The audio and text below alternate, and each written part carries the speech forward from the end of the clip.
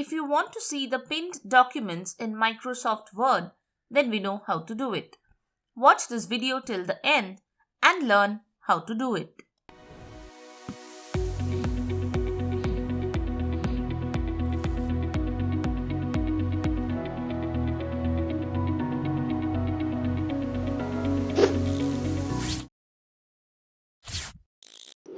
Hey, you're watching Silicophilic, the home of all tech solutions.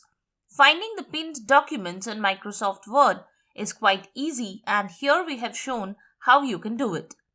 Before we get into the steps, like this video if it helps you solve this issue. Also, subscribe to our channel for future tech support. Now, let's begin. First, open Microsoft Word. Click on File and select the Home option.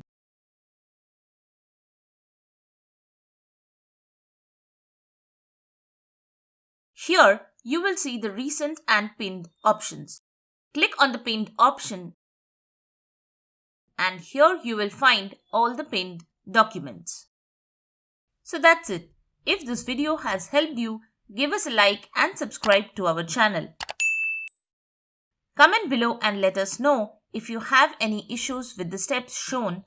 Thanks for watching Silicophilic.